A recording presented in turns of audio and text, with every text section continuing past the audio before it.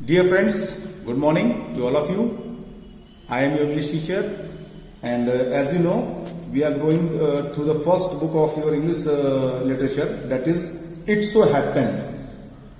It is an English supplementary book और हमने आपको पहला चैप्टर कंप्लीट कर दिया था, how the camel got his hump. Second chapter हमने स्टार्ट कर दिया है. So before we go ahead in the second chapter, that is children at work, I would like to recall you the things which we have learned earlier. तो children at work जो story है वो ऐसे बच्चों की story है जो बाल मजदूरी करते हैं. बाल मजदूरी मैंने आपको प्रीवियस वीडियो में बताया था क्या होती है. जो बच्चे कार्य किया करते हैं, छोटे बच्चे जो काम करते हैं, होटलों में काम करते हैं, मजदूरी किया करते हैं, तो उनकी स्टोरी है. और ये एक ऐसा बच्चा है वेलू जो बाल मजदूरी में फंस जाता है. क्यों फंस जाता है? क्योंकि वो अपने घर से भाग करके चेन्नई आता है और वहां वो स्टेशन पे बैठता है. उसने कभी इतनी भीड़ नहीं देखी होती है. जब वो देखता है इतनी भीड़ तो वो हताश हो जाता है और वो एक बेंच पर बैठ जाता है. अब आगे की story. Velu put his head down on his knees feeling miserable and exhausted. Velu जब बैठता है उस बेंच पे जो प्लेटफॉर्म पर उसको मिलती है, पोटली अपनी बगल में रखता है जिसमें उसके सामान रहते हैं, तो वो अपना मुंह जो है, अपना फेस जो है वो घुटनों में छिपा करके एकदम दुखी सा महसूस करता हुआ और थका हुआ महसूस करता हुआ उसी चेयर पे, उसी बेंच पे बैठ जाता है. कैसे बैठ जाता है? जैसे घुटनों में अपना मुंह छिपा के हम कभी कभी बैठते हैं. He had run away from his village 2 days ago. आज उसको अपने घर से भागे हुए 2 दिन हो चुके थे. For 2 days he had eaten nothing but some peanuts and a piece of jaggery. और पिछले 2 दिनों से खाने के नाम पे उसने क्या खाया था? जैगरी. जैगरी मतलब गुड़. गुड़ खाते हो ना आप लोग, वो गुड़. उसने थोड़ा सा गुड़ खाया था और थोड़े से मूंगफली के दाने खाए थे. In his bundle he carried a shirt, a towel and a com. जैसा मैंने आपको पहले बताया था कि उसके पास में एक बंडल रहता है, एक पोटली रहती है. उस पोटली में उसने क्या रखा हुआ था? एक शर्ट थी उसकी, एक तौलिया था और एक कंघी थी. He had walked for most of the first day to Kannur and then got on the train to Chennai. अब उसको चूंकि 2 दिन हो चुके थे भागे हुए घर से, तो जो पहला दिन था वो कन्नूर के लिए भागता है. कन्नूर एक जगह है, वो कन्नूर तक पूरा दिन उसको लग जाता है कन्नूर पहुंचने में, और फिर वहां से वो चेन्नई के लिए ट्रेन पकड़ता है. Velu had no money for a ticket but luckily the ticket collector didn't come to the unreserved compartment. जैसे मैंने पहले बताया था कि बिना टिकट वो ट्रेन में बैठ जाता है. अब चूंकि उसके पास पैसे नहीं थे, उसने टिकट नहीं खरीदा था, और वो अनरिजर्व कंपार्टमेंट, आपने ट्रेन देखा होगा, ट्रेन में 3 टाइप के कोचेस होते हैं. एक होता है एसी टियर. तो एसी में क्या होता है? एयर कंडीशन कोच होती है वो. दूसरा होता है, उससे नीचे आएंगे आपको, होता है स्लीपर क्लास. उसमें रिजर्वेशन करा करके लोग 3-3 बर्थ का, एक साइड का 3-3 बर्थ रहती है, तो उसमें लोग रिजर्वेशन, उसको रिजर्व कंपार्टमेंट बोलते हैं. और तीसरा होता है जनरल कैटेगरी का, जिसमें हम जनरल कैटेगरी टिकट लेके बैठते हैं, उसमें सीट रिजर्व नहीं होती है, तो उसको हम अनरिजर्व कंपार्टमेंट भी कहते हैं. तो वो वेलू जो था वो उसी अनरिजर्व कंपार्टमेंट में बैठ गया था. और उसकी किस्मत की बात थी कि उस अनरिजर्व कंपार्टमेंट में वो जो टिकट कलेक्टर टिकट चेकिंग के लिए आता है वो अब तक नहीं आया था. He had tried to sleep on the floor near the door.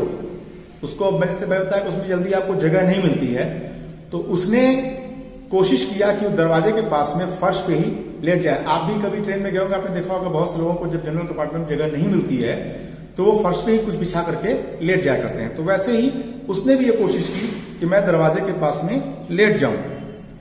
A group of man next to him had played cards and shouted all night. लेकिन जहां वो लेटा था या जहां वो बैठा था, उसी के थोड़ा सा आगे कुछ लोगों का समूह बैठा था जो रात भर ताश खेलते रहे और रात भर चिल्लाते रहे, इसलिए वो सो नहीं पाया था. ए व्हाट न्यू टू टाउन है, called out a rough voice. तभी उसके कानों में एक रूखी सी आवाज पहुंचती, मतलब एक कर्कश आवाज होती है, जो आवाज प्यारी नहीं होती. ऐसी आवाज उसके कानों में पहुंचती है कि अरे व्हाट न्यू टू टाउन है, क्या तुम यहां शहर में नए हो? Velu opened his eyes. There were a lot of people standing around but nobody was looking at him. इतना सुन के वेलू अपनी आंखें खोलता है और अपने सामने देखता है तो क्या देखता है कि ढेर सारे लोग हैं, लेकिन कोई उसकी तरफ देख नहीं रहा है। हियर ए, तभी फिर से उसकी आवाज, एक आवाज उसके कानों में पड़ती है कि अरे इधर देखो, यहां हूं मैं। ही टर्न अराउंड, अब वो पीछे घूमता है। क्या देखता है? Behind him was a girl around his own age. उसके पीछे एक लड़की खड़ी थी जो लगभग उसी की उम्र की थी, जिस उम्र का वेलू था उसी की उम्र की लड़की थी। Wearing a long baniyan that came down to her knees, और उसने क्या पहन रखा था? एक लंबी सी बनियान पहन रखी थी। उसके शरीर पे कपड़े के नाम पे केवल वो लंबी सी बनियान थी जो उसके घुटनों तक आ रही थी। Her hair was stiff and brownish and she had a huge sack on one shoulder. उसके बाल एकदम रूखे थे, भूरे भूरे कलर के बाल थे, गंदे बाल थे, और उसके कंधे पर एक बोरा लटका हुआ था। सैक का मतलब होता है बोरा, थैला, वो लटका हुआ था। She was picking up dirty plastic cups from the floor and stuffing them into her sack. और वो क्या कर रही थी? जो फर्श पे जो प्लास्टिक के कप जिनमें चाय पीते हैं, पानी पीते हैं, वो जो कप्स पड़े हुए थे, डिस्पोजेबल कप्स जो होते हैं, वो उठा के उनको एक एक करके अपने उसी थैले में भर रही थी। Why is she calling me, thought Velu. अब वेलू सोचता है कि अरे ये मुझे क्यों बुला रही है। And why is a girl wearing a banian, और एक लड़की बनियान पहनी हुई है, ऐसा क्यों? No need to stare stupidly, what's your name. तब लड़की बोलती है अरे ये मूर्खों की तरह देखना बंद करो और मुझे अपना नाम बताओ, तुम्हारा क्या नाम है? वेलू, मटर्ड वेलू लुकिंग अवे। अब वेलू अपना नाम बताता है धीरे से, बुदबुदा करके, धीमी सी आवाज में कहता है वेलू, और ये बोलते हुए वो दूसरी तरफ देखने लगता है। So mister Velu, said the girl looking at his bundle. अब लड़की बोलती है अच्छा मिस्टर वेलू, जो उसका बंडल था, जो उसका सैक था, थैला था, जो इसका वेलू का जो बगल में रखा हुआ था, उसके थैले की तरफ देखती हुई बोलती है अच्छा mister Velu, run away from home. अच्छा, घर से भाग के आए हो? वेलू डिडंट आंसर, वेलू इस बात का जवाब नहीं देता है। He didn't want to tell some strange girl what he had done.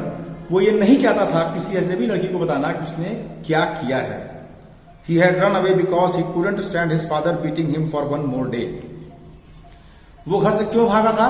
क्योंकि उसके पिताजी उसको बहुत मारा करते थे, और वो ये नहीं चाहता था कि वो उस लड़की को बताए कि मैं इसलिए घर से भागा हूं क्योंकि मेरे पिताजी मुझे बहुत पीटा करते थे। His father would snatch away all the money Velu and his sisters earned and spent it on drink. उसके पिता क्या किया करते थे कि वेलू से और उसकी बहनों से वो सारे पैसे छीन लिया करते थे जो वो कमा के लाया करते थे, और काहे पे खर्चा किया करते थे? शराब पीने पे। तो फ्रेंड्स, इसके आगे की स्टोरी मैं आपको नेक्स्ट वीडियो में बताऊंगा। थैंक्स।